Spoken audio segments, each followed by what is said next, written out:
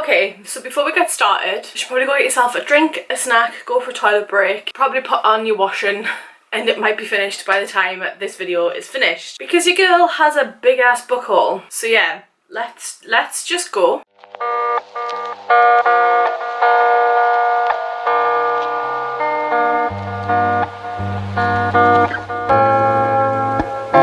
Hello everyone, it's Rebecca here and welcome back to my channel, or if you're new here, hi, how you doing?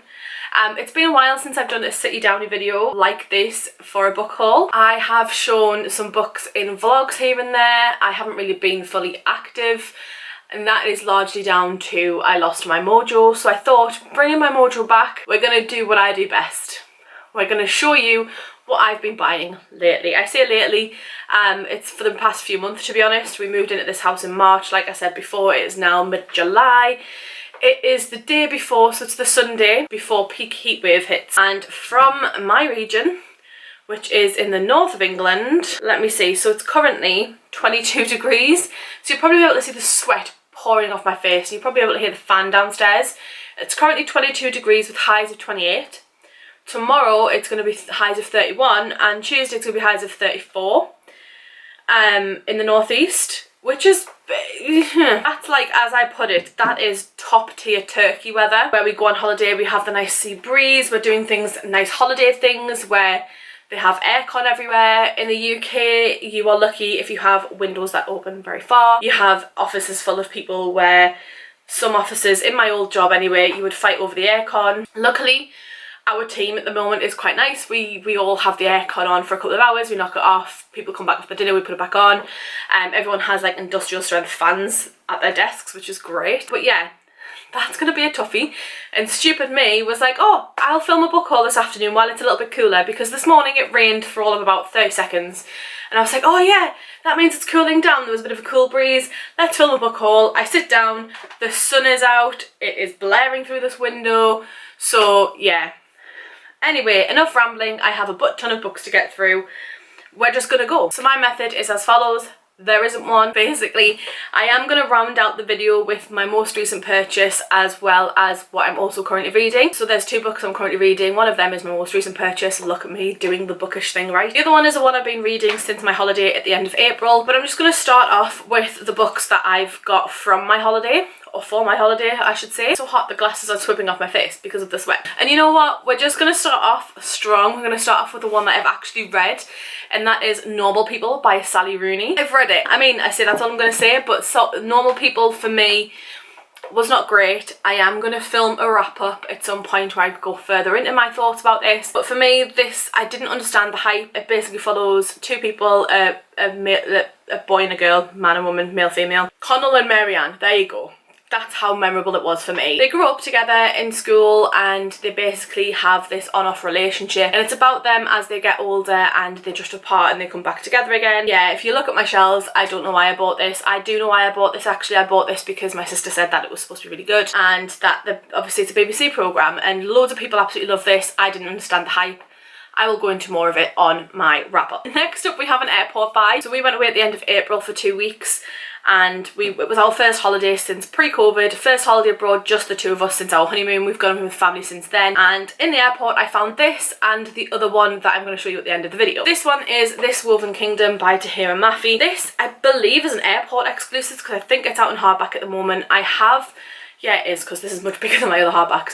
I have the Illumicrate edition over there, but to be honest with you, I'm probably going to sell it. It is absolutely beautiful, but I feel like I like this better, if that makes sense. Yeah, I got this one in the airport. So yeah, I've got this one. I picked it up purely because it was an airport exclusive paperback edition. I absolutely love going to the airport for airport exclusives. It's just a shame that they don't have a WH Smith before you check in, or else I'd be there more often than not. I'd be paying that £12 parking for 10 minutes just to go get a book that's an airport exclusive, not gonna lie. This follows a girl who is a disposable servant. However, she is a long lost heir to a Jinn kingdom. Nobody knows this until one day she makes a fatal mistake and kind of showcases her powers, I believe. The crown prince has heard the prophecies and knows of the fearsome monster promised to kill his king, which is one of these Jinn monsters. So she's just a low-level servant, and I don't know if she knows about her power. I feel like she does. I feel like she's undercover to kill the prince.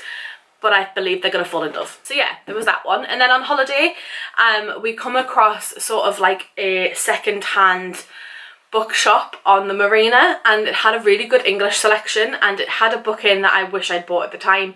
Kicking myself, but it's coming up later on in this haul anyway. So the one that I did get was The Push by Ashley Audrain. I've heard very mixed things about this, so there was a lot of hype when I picked this up, and then I watched a couple of videos where people said they hated it, which makes me less inclined to want to read it. So yeah, there's that one. Now we're on to the No Rhyme or Reason. So I'm just surrounded by bags. We're just gonna get on with it. We have The Great Circle by Maggie Shipstead. This one was shortlisted for the Women's Prize for Fiction. It's actually a very, very, very heavy book. Didn't know that that would be a thing, but it's a very heavy book. This follows Marion Graves, who's driven by a need for freedom and danger. She's determined to live an independent life, resist the pull of her childhood sweetheart. It's an obsession with flight that consumes her most. She's on the verge of completing her greatest ambition so far, which is circumnavigating the globe from pole to pole. Fair play, my lady. She crash lands in a perilous wilderness of ice. I thought that said rice. 4 books in and I'm reading things wrong. This would be a very different book if she crash landed into a field of rice. Just putting that out there. Over half a century later, troubled film star Hadley Baxter is drawn inexorably to play the enigmatic pilot on screen, in a role that will lead her to an unexpected discovery, throwing fresh and spellbinding light on the story of the unknowable Marion Graves. I picked this one up because of a couple of people on here. I believe it was Danny from Danny's Book World. Hi Danny, if you're watching, I think you're the reason I bought this. But also because it gives me Seven Husbands of Evelyn Hugo vibes, kind of, very loosely, and I'm here for that. Next up we have two from a car boot sale. These are middle grade, not young adult, middle grade, and these are The Wolf Wilder and A Place Called Perfect. This one's by Catherine Rundell, another heavy book. And this one's by Helena Duggan. I picked them up because I recognised Catherine Rundell's name, and I recognised this book cover. There you go, that's the only reason for it. We now have a couple of hardbacks, Costco specials if you were. So if you're in the UK, I know that, well, Costco is across the world at this point, I believe, but if you're in the UK, you need to be of a certain kind of job line or self-employed or yada yada yada. My other half has a Costco card, so in turn I have a Costco card. These are just two of the books that I've picked up in Costco. Every time I go in, they seem to be being more and more diverse with their genres and also with the books in general. Case in point being my most recent purchase, which I'll show you at the end of the video. So yeah, I went in and they had the new Court of Thorns and Roses one day. So Court of Silver Flames in paperback. But I went in and I picked up The No Show by Beth O'Leary, and this was for $7.49 instead of $14.99.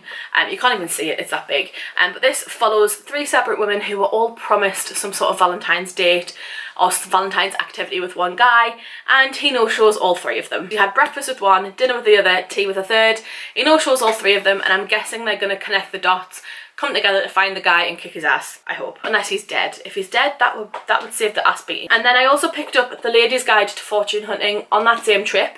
Again, $7.99. They do really good deals for hardbacks, and this one is set in 1818. Fortune may not favour women, but it always favours the brave. Which, to be honest, I'd heard about this one and it sounded quite nice, if that's even a reason for buying a book. It sounded quite nice. But I was at the till and the lady goes, "Oh, is this any good?" And I was like,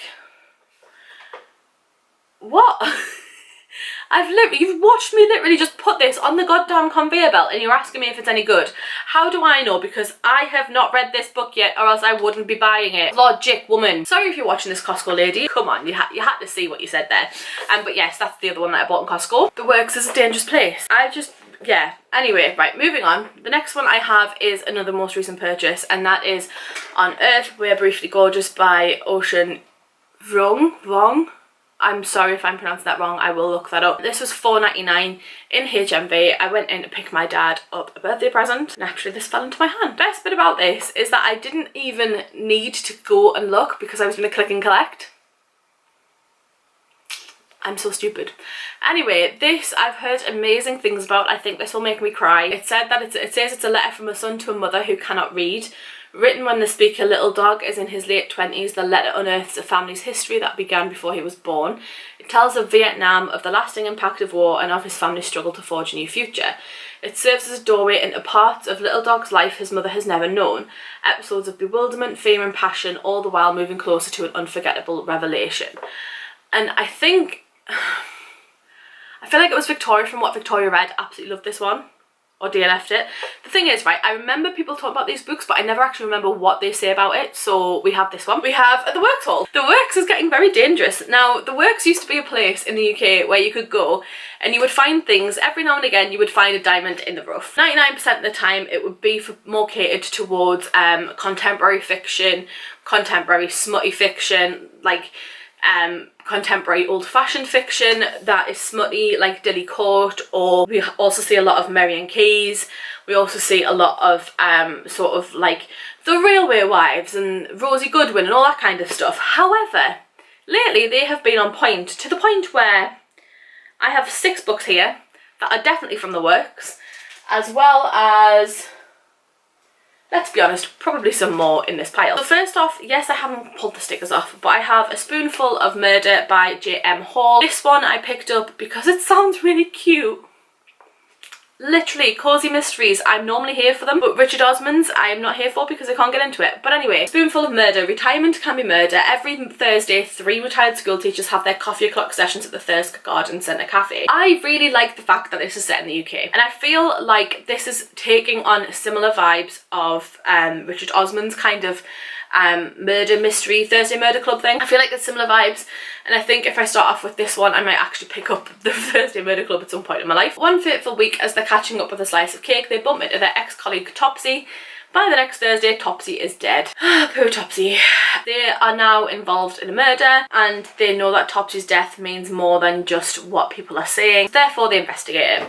There you go. On a completely different vein, we have Good Girl Complex by Elle Kennedy. This was £3 in The Works. £3. I'd been umming and ahhing about picking it up for a while, and I ended up picking it up last weekend when we went out with his family. But yes, this follows Mac, who is a people pleaser. She follows the rules all the time. She has dreams of her own, but to please her parents, she moves back to the beachside town of Avalon Bay to get her college degree. And then I believe she just keeps bumping into the local bad boy Cooper, and she's kind of conflicted between being the good person her parents always dreamed of and being the person she really wants to be. Next up I have Beautiful World, Where Are You by Sally Rooney. This was £5 in The Works. You might be thinking, Rebecca, you mentioned Conversations with Friends and hated it. Yes, I did, but in all fairness, don't write an author off with one book. I mean, it sounds very similar, except there's 4 people in this one instead of 2. So yeah, I mean, to be honest, it's probably going to be very similar. So I'm probably going to hate it, but we're going to give it a go, and then if we don't like it, we're writing off Sally Rooney as an author for our own personal gain, not as a human being. Anyway, moving on. I picked up a Stranger Things book. I picked up Suspicious Minds, and this was £4, and this has got Papa on the front, which, I mean, I'm intrigued. So this is like a prequel to everything that goes on in Stranger Things. It's set in 1969. It follows someone called Terry, signs on as a test subject in this experimental thing that the government are running, and it just happens to be in Hawkins' lab. So yeah, it's the first official Stranger Things novel as well. Don't know what to expect, but I thought it would be something gimmicky to try. We then have 2 Colleen Hoover books. So I have November 9 and Without Merit. I've heard this one's quite bizarre for Colleen Hoover. But then again, the first one I've read is Verity, so I'm going to go along the lines of they're all bizarre. And this one follows the Voss family. They live in a repurposed church, newly baptised Dollar Voss. One's cancer-stricken mother lives in the basement. Father's married to the mother's former nurse. The little half-brother isn't allowed to do or eat anything fun, and the eldest siblings are irritatingly perfect. Then there's Merit, who collects trophies she hasn't earned and secrets her family forces her to keep. She finds Sagan in the local antique shop. His wit and unapologetic idealism disarm and spark renewed her life into her until she discovers that he is completely unavailable. So she then decides to shatter the happy family illusion she's never been a part of before leaving them behind for good, and then her escape plan fails. I feel like it's going to be chaotic. It's going to be chaotic and it's going to be great. And then there's the November 9. This one was also £5. As I said, The Works, they've been hitting the spot lately. This follows Fallon, who meets Ben, an aspiring novelist, the day of her scheduled cross-country move. The untimely attraction leads them to spending Fallon's last day in LA together, and her eventful life becomes the creative inspiration Ben has always sought for his novel. And then they just kind of keep meeting on the same date every year, and then there's the thought of what happens if one of them isn't actually telling the truth about their life, and they're kind of fabricating it, and kind of what that does to their friendship / relationship and everything that they've known about each other. Holy crap balls, we're on 20 minutes of footage and I still have a ton of books to go through. Okay, we have Girls, Glint and Gleam by Raven Kennedy. yeah, just yeah, to be honest, I don't really know what else to say about that. These two have been sitting around for a while, from pretty much as soon as we moved in. I've got Lake's Edge by Lyndall Clipstone and Amari and the Night Brothers by Baby Alston. This has got the lovely blue sprayed edges. It's in paperback, and this one I picked up because of Frolic Through Friction. Ashley, she read this and really liked it, so I bought it. It follows Violetta and her younger brother Arian, who arrive at the haunted Lake's Edge estate. They expect to find a monster. Letta knows the terrifying rumours about Rowan, who drowned his entire family when he was a boy, but neither the estate nor the monster are what they seem. Letta falls for Rowan, naturally. She discovers he is bound to the Lord under the sinister death god lurking in the black waters of the lake. A creature to whom Letta is inexplicably drawn. Now to save Rowan and herself, Letta must confront the darkness of her past. So we have those two. Next up we have The Road Trip by Beth O'Leary. I really enjoyed the flat share. We also have the no shot on this list. I was in two minds about this one because the two people who fell out of love, they broke up, they then get stuck on a road trip because they're heading to a wedding with a bunch of friends, and they just happen to be car sharing and they don't realise the other one's going. So it's just going to be like an afternoon driving of awkwardness, and I'm hoping they fall in love. So there's that one. I then picked up The Spanish Love Deception by Elena Armas. Can you see that BookTok and Bookstagram and BookTube have influenced me too much in this video? And then I also have Reminders of Him by Colleen Hoover, because apparently I've read one Colleen Hoover which isn't even a typical Colleen Hoover, and now feel like I can read them all. I was just about to say if you've seen a vlog, but I haven't even finished filming it yet, so you haven't seen it. I went to Barter Books. Hooray! I got rid of like 20 books and bought some in return, but this first one isn't even one of them, so that's good going. This first one was £2.50 on Amazon, and this is The Visa by Lizzie O'Hagan. This is a couple who, one of them is a commitment phobe, the other wants to stay in the country. They agree to pretend fake date, and I believe feelings get in the way. So then we have some trusty Barter Books. I was going to say paperbacks, they're bookmarks. First off we have Mrs. England by Stacey Halls. Most of these I picked up because I recognised them, I'm not going to lie. This one I didn't recognise, but I've started, and this is Nate +1. This follows Nate, who very clearly likes this boy. I've read 20 pages, maybe, and it follows Nate, who is he the band guy? No, he's not. He's the guy who is the shy guy, so he has feelings for this guy who's in a band, which is very obvious because all of his friends make fun of him in the first chapter. I don't know what I'm expecting. I had considered putting this back, but decided to stick with it because, you know, it's from the author of Date Me, Bryson Keller, so I didn't really want to give it up, if that makes sense. But yes, it's very short. Hopefully I can fly through it in maybe another sitting. Next up we have The Witch's Heart by Genevieve Gornichek. This one is similar along the lines of a history. Oh my god, look at the back of that book. Alexis Henderson's book, The Year of the Witchin. Picked this one up based on that. This one is punishment for Odin for sharing her visions of the future with the wrong people. This character gets burned, basically. She's injured and powerless, flees into the furthest reaches of a remote forest. She's found by Loki, and I think it's a Loki love story, and I think it's going to be full of deceit, and I'm really excited for that. I don't know why I'm excited for that, but you know. I also have Neuromancer by William Gibson in this very pretty SFF masterpiece, I think it is, or Orion Books kind of setup. The sky above the port was the colour of television tuned to a dead channel. This is a book that revolutionised science fiction in the 1980s. I think it's up there with like 1984. He gave us The Matrix. The Matrix! The most confusing film ever. The Matrix. And this is part thriller, part warning. Neuromancer is a timeless classic of modern SF and one of the 20th century's most potent and compelling visions of the future. So there's that one. I then picked up The History of Bees. It's a dystopian, but also set in the past. I feel like this is going to be very important to read. And it's also got the yellow and black sprayed edge. This is England 1851. William is a biologist and seed merchant who sets out to build a new type of beehive. United States 2007, George is a beekeeper, fights an uphill battle against modern farming, but hopes his son can be their salvation. China 2098, Tao hand paints pollen onto the fruit trees now that the bees have long since disappeared. When Tao's young son is taken away by the authorities after a tragic accident and she's kept in the dark about his whereabouts and condition, she sets out on a grueling journey to find out what happened to him. There's three very different narratives. It's a dystopian, thought-provoking story about powerful relationships between children and parents, as it is about our relationship to nature and humanity. I absolutely love The Bees by Lillian Paul, which was very similar in the sense of you get attached to bees. Here we go. And then this is the one that I almost bought when I was on holiday, and I'm really pleased I didn't. So The Mermaid by Christina Henry. And look at it.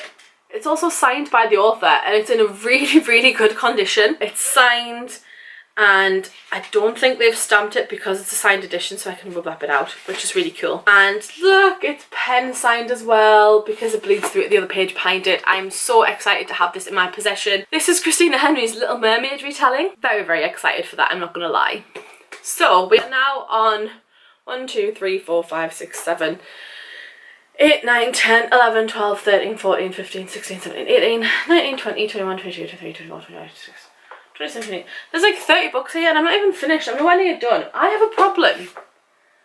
I have a very big problem. So what I'm going to do is, instead of doing one massive book haul and have you here for 30 years melting in the sun, I am going to split this book haul. So this is going to be the end of this book haul, and then I'm going to do the other one, which is going to have more books from Waterstones, books from my trip to Carlisle for Book with a Brew book club in it, to see Sarah, and just other books that I've purchased. So yeah, that's it for today's video. I know I have a book prime problem, but thank you all so much for watching. If you've seen anything that you like in this video and you think I should read it, let me know in the comments down below how I should prioritise this, because I have no idea where to start. But yes, thank you all so much for watching. If you head to my description box to find a link to all of my social media channels.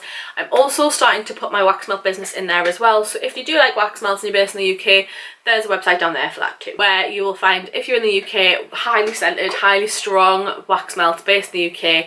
I do UK postage, so if you're in the UK, how many times can you see UK in a sentence, and you would like to try some wax melts out from a new vendor, head to that description box, the link is down the bottom. But yes, thank you all so much for watching. I really do appreciate it, particularly because I haven't been around lately at all, but I promise you I am trying to get some reading done.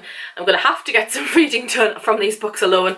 But thank you all so much for watching, and I shall see you all soon in the next one, which may or may not be the second half of this book haul. Bye guys.